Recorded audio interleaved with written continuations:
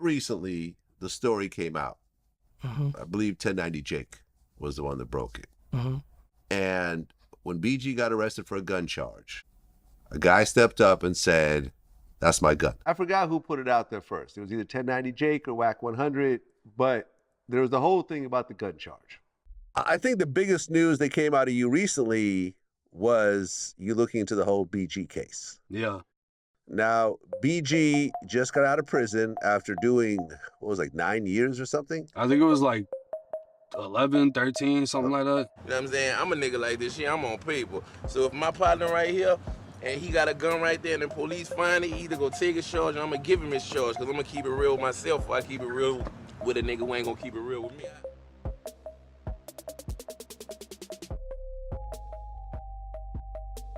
Yo, picture this year, the cold cutthroat streets of New Orleans where it ain't no fair ones, it's either get or get got, ain't no middle ground, ain't no safe lane. It's survival of the slickest like a can of motor oil. And if there's one line that sums it up perfect, it's this right here. Nothing beats the double cross but the triple cross. That's the gospel out here in these streets. Now, if you ever cross paths with Brian Baby Williams, you know exactly what type of snake talk we on. Dude built his whole persona on being a smooth talking, diamond shining, bald-headed boardroom preacher, while the real decision maker, his brother, Ronald Slim Williams, sit in the shadows like some quiet mafia don. Baby the type to stand in front of the cameras, all shiny teeth and fake promises, but Slim the one whispering the yes or no's in the background. Baby just a puppet with the bling bling and hood slang. But the story ain't about no shiny suits, it's about Christopher Dorsey, the one and only BG. Now BG and Baby, man, that relationship was like gasoline sitting next to a lit, cool filter King 100. From the jump, money disputes had them at each other's throat. Things got so bad it wasn't just harsh words. We talking disrespect on wax, and real life death threats flying through the air. That's how it really got. BG wasn't just some unknown rapper though. He came into the game as a straight up little kid, part of the powerhouse Cash Money group, the Hot Boys, Juvenile, Wayne, Turk, and himself. They was the backbone of the late 90s, early 2000s rap game. Every radio, every club, every block party, you was hearing their records. It was an empire, but like every empire built on shady handshakes and funny money, the cracks showed quick. See, BG started noticing the bread ain't adding up. Number wasn't making sense. He was out here bleeding his soul on tracks, bringing street heat to the booth, while Baby counting cash with magician hands, making BG's royalties disappear like Houdini with a bald head. Eventually, BG had enough. He bounced, swore up and down he never do business with Baby again. That was supposed to be his line in the sand. But BG ain't just full up advantage. He hit the independent scene hard, dropping albums, mixtapes, steady feeding his fan raw truth about the streets, his demons, his addiction, and the killers he grew up around. His raps was like confessions and cautionary tales all rolled into one. It felt real because it was real. The gangster persona BG was portraying was actually being lived by the dudes around him. He ain't rap about fairy tales, he rap about the weight of the block, paranoia, the heartbreak. He was the face for those living in every single city. But here's where the setup started creeping in. After his run-ins with prison time, after he got back on the scene, whispers start circling, allegations, people saying BG was against everything he ever stood for. Snitching, cooperation, grand jury talk. People claiming he gave up info on a cat named Cutthroat Washington tied to a firearm case. I understand this, yeah, snitching ain't just some small accusation in the streets. For a dude like BG, who built his entire name on loyalty and street code, being called a rat is a death sentence in your own hood. He been preaching no snitching, no cooperation, loyalty over everything his whole career. His music, full of that code. So when Whisper started, it was like the ground under his feet cracking. In 2012, BG got jammed on federal gun and conspiracy charges. That led to a prison sentence. After doing the bid for that case came the rumors, the speculation, and the so-called paperwork floating around. The internet detectives and bloggers had a field day. way. Social media started choosing sides. Some people riding for BG saying it was all cap, while others was convinced he broke the code. The New Orleans streets, different story. Buku people in the city actually bought into the snitch talk. They ain't care about blogs or academics. To them, paperwork was paperwork. And if your name on it in the wrong context, that's it. The divide was real. Some holding him down, others writing that boy off completely. And here's the thing, this ain't just some gossip talk. This was a full-blown strategic hit job. Because while the streets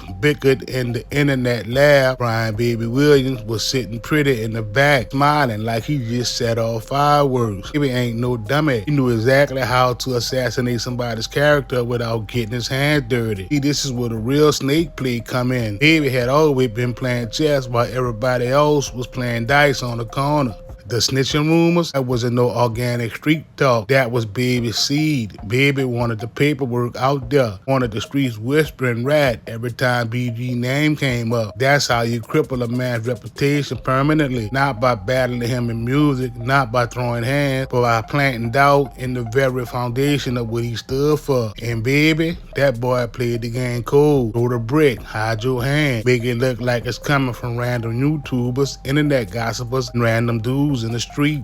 All the while, Baby somewhere in the big house with marble floors, laughing like, got that boy. That's the art of the triple cross. So check this here out. BG finally touched down after doing damn near 13 years of a federal sentence. The streets celebrating. His people geeked up to see him free. His fans waiting to hear his voice again. The minute he breathed that fresh air, it ain't long before the whispers creep back. Not about his music, not about his comeback, but about the same old snitching allegation. Now the crazy part, soon as he home, the chatter ain't just whispers no more. It's full-blown campaigns, internet blogs, YouTubers, clubhouse arguments, everybody screaming like it's gospel. In front and center, you got three people. Whack 100, Terrence Gaynor Williams, and 1090 J. Whack 100, man, he never miss a chance to holler like he on pay-per-view. Always finding a mic to yell into. 1090 J dropping YouTube exposés like Judge Judy with a screen recorder. And Terrence Gaynor Williams, that's where BG allegedly got his name from. Stirred it up heavy, passed around a narrative like it was a collection plate in a Southern Baptist church. They all pushing one story. Back in 09, when BG and Cutthroat Washington got pulled over, cops found that 9mm Beretta in the car. Word was, Cutthroat told him straight up, yeah, that's mine, and the weed too. But the allegation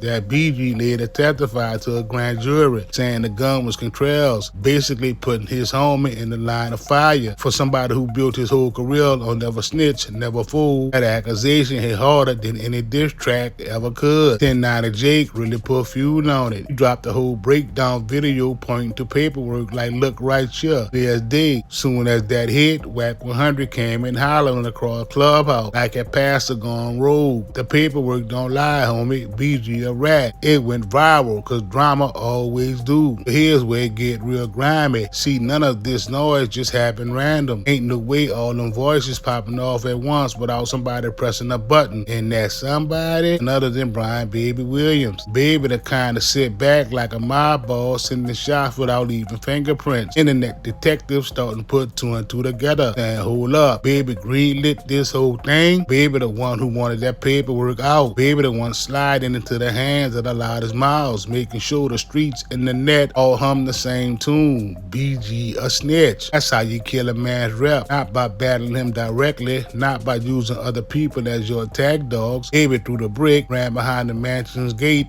and hit his hands, laughing like the Joker from Batman in a mink coat. And then the real tea came spilling out. That boy Murder jumped on his platform showing screenshots from a female that Terrence Gaynor Williams was dealing with. In the messages, Gangster straight up letting her know Baby was behind the paperwork drop the whole time. That was the smoking gun, proof that the snake pit started at the top.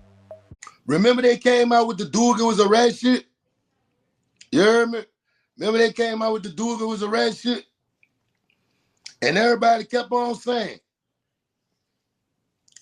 why would that shit be put out there? Because Birdman, Whack 100 ain't gonna go at motherfucking BG without Birdman okaying that shit, right? So he was so horny, he sent the shit telling the lady that he fucking got information about BG being a rat, right? He sends her the shit. She asks him, do Birdman know? Y'all want to see his response? She said, do Birdman know? Gangster replied, yes. He the one wanted it out. Gangster. Gangster. Giggity. Look. That's Gangster saying that baby wanted it out that BG was a rat. That's Gangster. Y'all see it? Look at him talking all the fucking business, baby. Look how he sitting there telling females, look how he done put you out there. Boy, that's cold-blooded. Ain't no denying it, Giggity. We got your voice on recordings, everything. Look at him running. So that don't say yes. That don't say he the one who wanted it out. We ain't got to wonder no more. We fucking hearing it straight from Gangster. Yes, it was Birdman. Birdman been fucking with him. Got him, Pastor. Baby, now I'm bad too.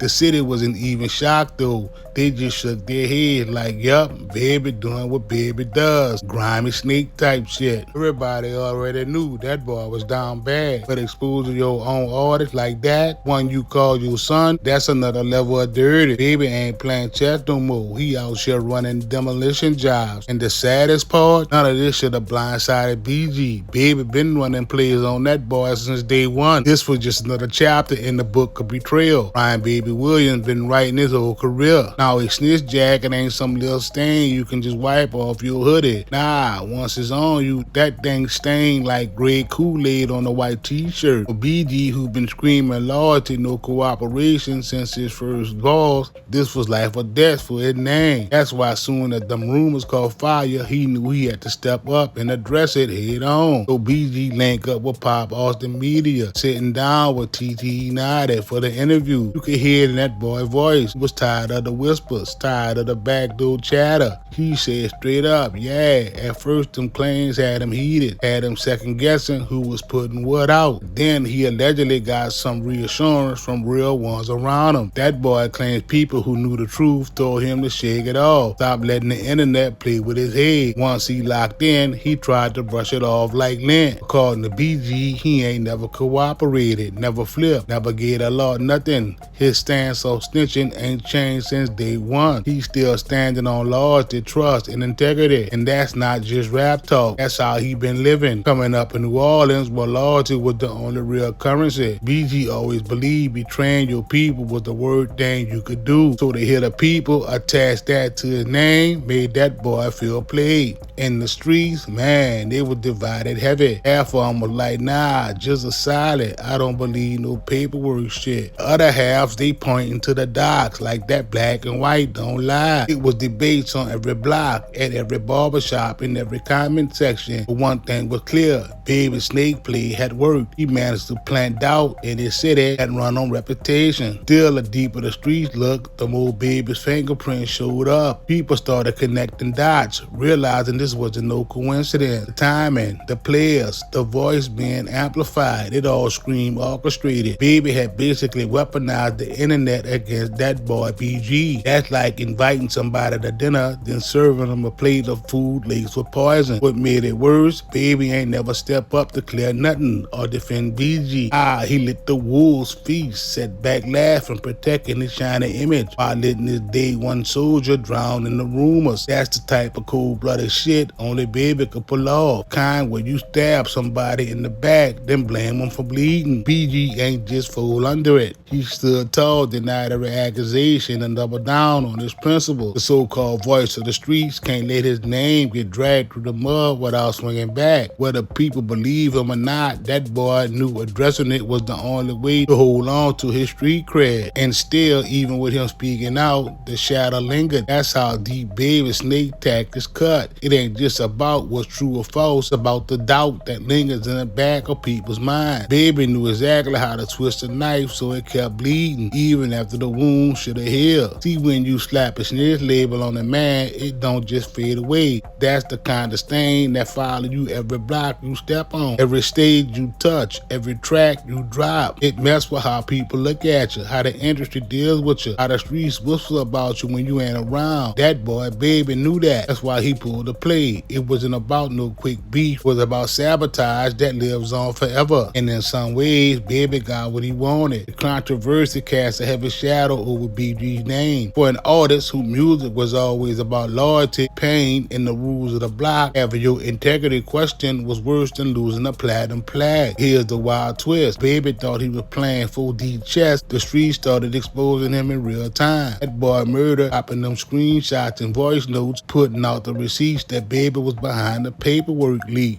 Terrence Gangster Williams basically spilling the beans in private messages, letting the woman know the whole campaign was Baby's hand. It was like the mask finally slipped off, and once that came out, the city couldn't ignore it no more. People already knew Baby was cutthroat with contracts, shyster with money, cool with business, but to actively try and destroy BG's reputation after that boy just got out the feds, that was some next level snake shit. It was like Baby turned into the villain in his own empire, exposing himself as the dude who will cross anybody if it means keeping control. At the end of the day, the whole saga said more about Baby than it did about BG. The paperwork, the rumors, the smear campaign, all of it tracked back to Brian Baby Williams. And in the streets, once they see you throw a brick and hide your hand, once they see you sacrifice your own just to keep your image clean, they know what you really are. A snake in designer shoes, a hustler who will trip across anybody, even his own family. And that's the real story. Not that BG got accused, not that the internet ran with it, but that Baby showed his true colors for everybody to see.